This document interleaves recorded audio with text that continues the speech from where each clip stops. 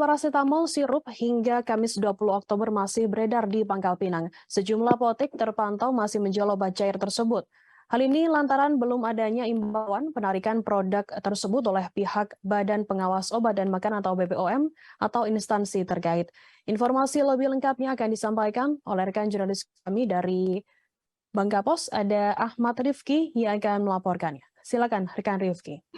Baik, terima kasih rekan Firda. Dapat kami informasikan bahwa memang obat jenis parasetamol sirup, kemudian jenis obatan cair lainnya terpantau masih beredar di Kota Pangkal Pinang saat kemarin pada tanggal 20 Oktober atau hari Kamis kemarin lebih tepatnya. Sejumlah apotek mengatakan bahwa memang peredaran tersebut masih beredar dikarenakan belum adanya himbauan baik itu dari Badan Pengawas Obat dan Makanan setempat ataupun Kemenkes dan instansi lainnya, sehingga mereka masih beroperasi seperti biasa menjual obat-obatan sirup parasetamol tersebut.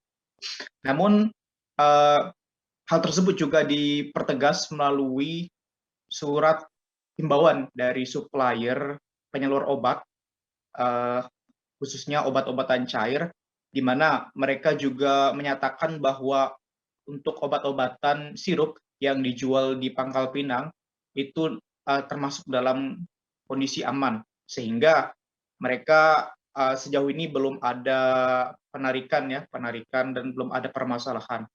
Namun pihak apotek, misalkan di Apotek 99 di daerah Bukit Mapin, mereka akan selalu mengupdate atau memastikan mengikuti nantinya jika ada arahan dari pemerintah apabila nanti obatan sirup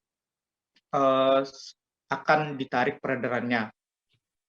Sejumlah apotek tersebut awalnya mengaku memang sempat khawatir apakah obat-obatan jenis sirup parasetamol ini boleh diperjualbelikan karena mengingat banyaknya kasus yang ada di Gambia, Afrika, dan juga sudah mulai masuk ke tanah air, di mana sirup parasetamol ini diduga menjadi penyebab kasus ginjal akut yang menyebabkan kematian pada anak, di mana dalam sirup parasetamol ini mengandung zat yang namanya etilen glikol. Nah, zat-zat ini yang dipicu diduga menjadi pemicu dari penyebab kasus gagal ginjal tersebut.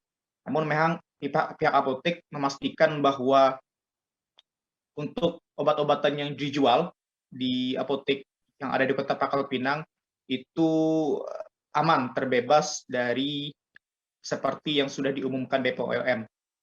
Dan nanti memang jika ada pemberitahuan lebih lanjut lagi, mereka akan tetap mengikuti keputusan pemerintah. Demikian rekan Firda. Baik, terima kasih rekan Rifki atas laporan Anda. Selamat bertugas kembali.